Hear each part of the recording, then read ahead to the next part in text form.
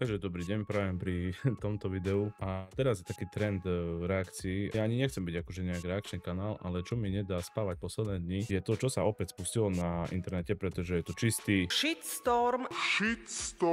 presne tak, ďakujem za zhrnutie. Ide o to, že náš milovaný slovenský reper bol v Nepále, išiel na Mount Everest, respektíve do Himalají, nešiel síce na Mount Everest, ale len do Basecampu. No a maľoval. Veľmi veľa ľudí to pobúrilo. Nehovorím, že mňa to pobúrilo, niekto z toho asi nevie spávať. A aby som sa chcel k tomu akože nejakým spôsobom vyjadriť. Poďme si pozrieť len, kto na ňo reagoval a vlastne akým spôsobom. Prvý profil, ktorý sa do Separa nejakým spôsobom pustil, tak bol instagramový profil Horia Svet. Krásny profil, navštevujú rôzne turistiky, fotia ako naozaj krásny profil. No a v podstate, ako vidíte, milujú Himaláje a tohle je naprosto šokovalo a naštvalo. V podstate celá táto kauza, ale celý tento príbeh začína v tom, že Separ v Nepále, respektíve pri vyšľape do toho basecampu, potegoval nejaké miesta na to určené a zároveň na vyšľape v basecampe obťahol zaniknutý nápis, ktorý označoval, že je to basecamp a ako je vysoko. Pre niekoho možno nejaká malichernosť, pre niekoho veľmi dôležité. No a tento instagramový profil o tom urobil post, kde vlastne celý čas opisuje, že čo im na tom vadí, hej, čiže už asi väčšina z vás zaznamenala, že sme vyhranili proti známej slovenskej osobnosti, ktorá byla nedávno v Nepálu a delala zde graffiti na miestech po ABC tracku. Tepar sa k tomu vyjadroval.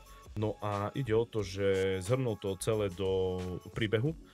Táto výzva bola vlastne v súvislosti so Semtexom, kedy si dali za cieľ dojsť do Basecampu, nedošli tam všetci, hej, tá výprava sa postupne nejako delila, pretože niektorých tam chytila tá výšková choroba, pretože kto viete, tak v podstate tento Basecamp je 5364 metrov nad morom. Naozaj super výzva. No a čo sa stalo? Tento instagramový profil v podstate vyjadruje nesúhlas s tým, čo tam Sepa robil, že vlastne má polmiliónové dosahy. Prečo sa to stalo, to na to nie je určené, je to príroda, je to chránené, je to veľmi dôležitá súčasť našich životov. Tento instagramový profil vlastne vyjadruje nesúhlas s tým, čo tam Sepa robil. Kovanie nejakého domu, nejaké chatrče, je tam obťahnutie toho nápisu a že proste to sa tak nemá robiť. Človek s takým dosahom by mal šíriť možno nejakú osvetu, ako sa správať k horám a podobne. Ja som toho názoru, že ak mu to tam dovolili, tak akože prečo nie? Tam ono sú aj videá, že sa z toho tí ľudia tešili a tak ďalej a tak ďalej. Čiže toto za mňa ako nejaký extra problém nie je. To je za mňa problém, je potom to, čo sa šíri akože ďalej v komentároch. A ono v tých komentároch tam vidíte naozaj škaredé veci, respektíve sú tam komentáre potom aj Stardida potom vlastne vydal článok, že šerpovia ho tam dostali, alebo že to, že si splnil sem bla bla bla bla. To, že venujete pozornosti niekomu, kto dosiahol základný tábor Everestu, a o Lucii Janičovej, prvej slovenskej žene minulý rok, čo dala vrchol Everestu, ste toľko nepísali, pritom tu je o Stardidapu celý článok o Lucii Janičovej ako prvej Slovenke, ktoré sa to podarilo. Neviem, či ide čisto o nenávisť voči Separovi alebo niečo. Ono takto. Aby ste si nemysleli, že ja súhlasím s tým, že treba v prírode robiť bordel. Nie, to určite nie. Zároveň si myslím, že to, že obťahol nejaký nápis, ktorý tam už bol roky predtým, je to tam aj vlastne zobrazené na tom kameni, hej, že Everest Base Camp. Tento názov tam už bol, ale bol vyblednutý. Hej. Takže not big deal za mňa. No a vidíte tu ďalšie nápisy, nejaké tagy, fixkami, niektoré sprejmy a tak ďalej a tak ďalej. Ono vlastne si to môžeme, myslím, že aj pozrieť. OK. Čiže máme tu, čo bolo na tom kameni, hej, pravdepodobne ten kameň je tam na to, že by ste sa tam vedeli odfotiť, že ste v tom basecampe boli. No, neviem čo, basecamp, bla bla bla bla bla, hej, vidíme, že ten nápis je na niektorých fotkách taký výraznejší, na niektorých menej výrazný. Ale čo je hlavný problém Everestu, nie je za mňa to, že je tam tag teraz Separa, alebo teda, že obťahol ten nápis, ale vo všeobecnosti posledné roky, čo čítame, je to, že Everest má problém s tým, že je tam bordel. To, že je už over turizmus na tomto mieste, je známe už pár rokov. A vlastne aj čo robí domácim ten život ťažší, je to, že je tam strašne veľa odpadkov, ktoré tam nechávajú proste turisti. Za mňa je toto väčší problém, hej, že tam vyhadzujú nejaké PET fľaše, že tam vyhadzujú kyslíkové bomby a tak ďalej, akože ono je to za mňa, toto je za mňa väčší problém, ako taký Separ, ktorý tam bol v podstate obťahnúť nápis a na jeden dom nás prevolal, že Separ.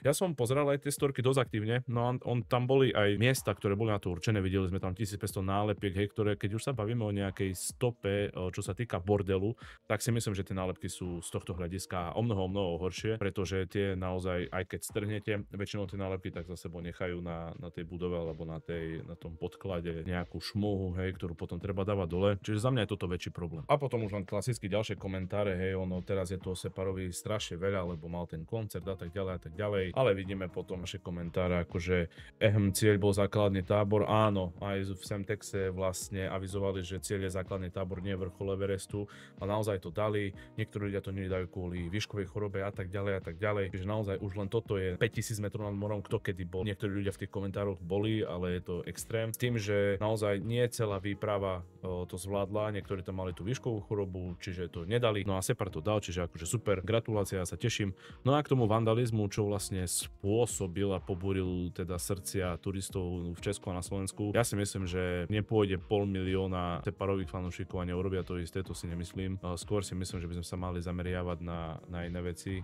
Separ, kto viete, no tak má aj svoje rôzne ďalšie projekty, kde podporuje či už deti s nejakým zdravotným znevýhodnením, detské domovy, stavá ihriska, alebo teda v spolupráci s Kauflandom sa snažia robiť tie ihriska pre decká takto. Čiže ja nechápem, prečo tí ľudia majú za potrebu toto riešiť. Je to podľa mňa veľmi veľká blbosť.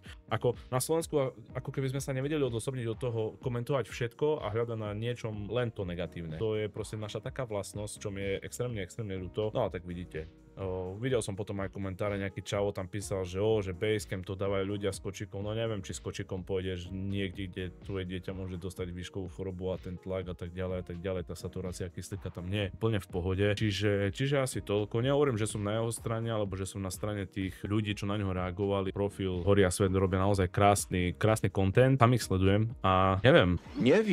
To je fakt problém, že presne na tento domček napísal, že Separ, a je to brutál, hej, všade, kudy chodí momentálne v Nepálu, maluje tieto prasečiny. A ono, napríklad aj na tejto fotke vidíte, dobre, dal tam Separ, dal to dosť výrazne, ale vidíme, že sú tu aj iní ľudia podpísaní alebo tagnutí, čiže za mňa určite v horách netreba robiť bordel. Keď si tam už nesiete nejaké svoje pakšamenty, no tak treba ich tam mať aj zobrať domov. Čo Separ tam nerobil, dal tam tag, no a väčšinu Slovákov z toho boli pri srdci. Ja si myslím, že by sa ľudia nemali zaoberať takými malichernosťami, alebo ako to nazvať. Ono úprimne, ja som videl tie storky, vieme, ako žijú ľudia v Nepále, že tam majú úplne iné problémy, ako to, že je niečo potegované, alebo že je niečo počmarané. Skôr tam ide o to, že v akých podmienkach oni žijú, majú tie chatrče schátrané, koľko bordelu tam majú a tak ďalej a tak ďalej. Ja hovorím, že som na jeho strane, ako super, dal to, ja sa z toho teším, nevadí mi, že tam dal tag, ako v podstate komu tým ublíži. Ľudia možno boli naozaj fakt aj radi, že videli nejaké skrášlenie tej chatky alebo niečo tam, on potom aj hovorí, že ten majiteľ sa z toho tešil, čiže asi tak. No. A tu máme napríklad to, ako taguje, hej, vidíme tu nálepky, vidíme tu ďalšie iné nápisy. Jeden nápis Separ je ako takto bolestivý pre nich. Neviem, napíšte, ako koho to zaujíma, napíšte do komentárov, čo si o tom myslíte. Ono, niektorí ľudia s tým súhlasia, niektorým to nevadí, ako asi sa niečo také strašné nestalo, ale zaujíma ma, čo si o tom myslíte. Napíšte do komentáru, ja ďakujem, že ste toto pozerali do konca a čaute.